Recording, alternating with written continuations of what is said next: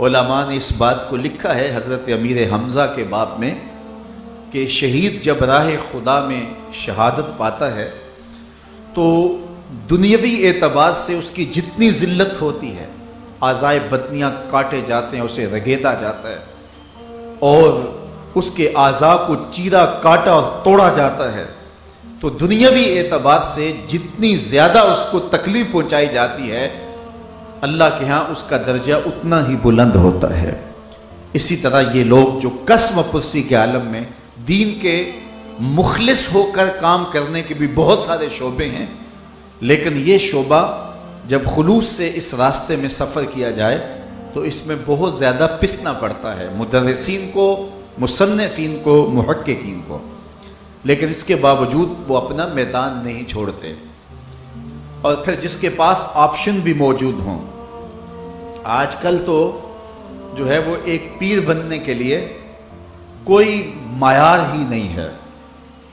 آپ کو کسی محکمے میں ملازمت حاصل کرنی ہو تو اس کے لیے بھی معیار مقرر ہے کہ اس کی تعلیم اتنی ہو، تجربہ اتنا ہو، عمر ایسی ہو، صحت ایسی ہو، لیکن یہ ایک ایسا شعبہ ہے جس پر کوئی معیار نہیں ہے۔ جسے بولنا نہیں آتا وہ چپ شاہ بن جاتا ہے، اور جو زیادہ باتیں کرتا وہ رولے شاہ بن جاتا ہے۔ تو مجھے بتائیے کہ ایسے ماحول میں جب سب کچھ بکتا ہو اور ایسا شخص کہ جس کے چہرے کو دیکھ کر کے آنکھیں چندھیا جائیں، اور جو امامہ باندھ کر کے جب گھر سے نکلے تو لوگ ٹھہر کے دیکھتے ہوں، اور جس کو گفتگو کا سلیقہ بھی آتا ہو، بات کرنے کا طریقہ بھی آتا ہو، اگر وہ خطابت کے میدان میں اپنا سکہ جمانا چاہتے تو ہر شہر میں ان کی پذیرائی ہوتی، لیکن انہوں نے سب کو چھوڑ چھاڑ کے مسجد تدریس کو اختیار کیا۔ یہ ان کی پھر اس پر استقامت رہی، تو یہ ان کا وہ عمل تھا۔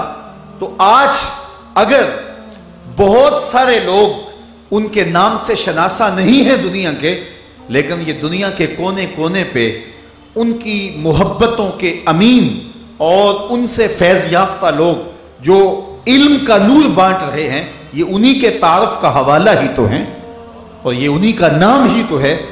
تو اللہ تعالیٰ جل شانہ نے ان کو یہ برکت عطا کی کہ انہوں نے مسند تدریس کے ساتھ اپنے آپ کو جوڑے رکھا اور وابستگی اختیار کی، اور آج ان کو اس دنیا سے رخصت ہوئے 2 سال کا عرصہ ہوا، لیکن دنیا پر کتنے شاگرد ہیں، ان کے جو کام کر رہے ہیں سب کا اجر ان کے نامہ اعمال میں درج ہو رہا ہے۔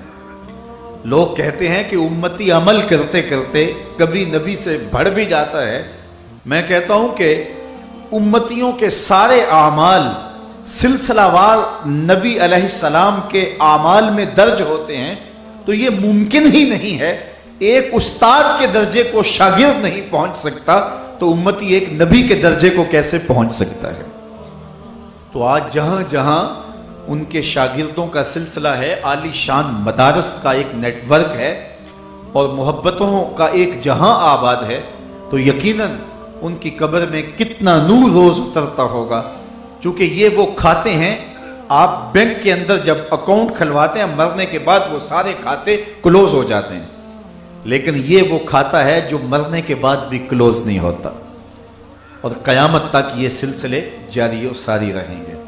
تو ان کے وہ لگائے ہوئے پودے اور وہ ان کا بانٹا ہوا نور علم، آج بھی ان کے وہ لگائے ہوئے اشجار آج بھی ثمر بار ہیں اور وہ پھل دے رہے ہیں۔ اور میں کہتا ہوں کسی ایک شخص کی ہدایت کا بھی کوئی شخص باعث بن جائے، تو میرے اور آپ کے آقا و مولا نے سیدنا علی المرتضیٰ رضی اللہ تعالی عنہ سے فرمایا، اے علی تیری وجہ سے اگر ایک شخص بھی ہدایت پا گیا تو وہ سرخ اونٹ خیرات کرنے سے بہتر ہے۔ تو جس شخص کا سلسلہ تلمس اس قدر پھیلا ہو، پاکستان کے طول و عرض میں ہی نہیں، کشمیر کی وادیوں سے آگے تک اور پھر پوری دنیا کے اندر اس کا سلسلہ در سلسلہ فیض پھیلتا چلا جا رہا ہو، تو اس کا ثواب ان کو کتنا نصیب ہو رہا ہوگا اور وہ کتنے شاداں و فرحاں ہوں گے۔ اللہ تعالیٰ جل شانہ کی بارگاہ میں بصمیم قلب آپ لوگوں کی دعاؤں کے ساتھ عرض ہے کہ اللہ تعالیٰ ان کے مزید درجے بلند فرمائے۔ ان کا اوڑھنا بچھونا علم تھا، تو 2-4 باتیں علم کے حوالے سے عرض کر کے میں اپنی گفتگو کو سمیٹ لوں گا۔ عالی مرتبت علماء کرام تشریف فرما ہیں، تو میں صرف 2-4 باتیں کہ اللہ نے حضرت انسان کو جو دیگر اس کے مشارکات سے ممتاز کیا ہے وہ علم کی وجہ سے کیا ہے۔ ہمارے مناطقہ کہتے ہیں انسان کے لیے فصل ممیز نطق ہے کہ وہ اپنے مشارکات سے ممتاز بوجہ نطق، بولنے کی وجہ سے وہ ممتاز ہے۔ باقی مشارکات جو اس کے ہیں وہ بولتے نہیں ہیں، یہ بولتا ہے۔ تو یہ نطق ایسی شے ہے جو اس کو دوسرے اس کے مشارکات سے ممتاز کر دیتی ہے۔ اعلی حضرت امام اہل محبت امام الشاہ احمد رضا خان فاضل بریلوی علیہ رحمہ سے سوال ہوا کہ مناطقہ کے نزدیک انسان کے لیے فصل ممیز نطق ہے، کیا یہ بات درست ہے؟ تو اعلی حضرت فرمانے لگے کہ انسان کے لیے فصل ممیز نطق نہیں بلکہ علم ہے۔ علم کی وجہ سے حضرت انسان باقیوں سے ممتاز ہوا، بلکہ فرشتوں سے حضرت انسان کا جو امتیاز پیدا ہوا وہ بھی علم کی وجہ سے ہوا۔ جب اللہ تعالیٰ نے حضرت انسان کی تخلیق کرنا چاہی تو فرشتوں سے کہا کہ میں اپنا نائب بنانا چاہ رہا ہوں، زمین پہ اپنا خلیفہ بنانا چاہ رہا ہوں۔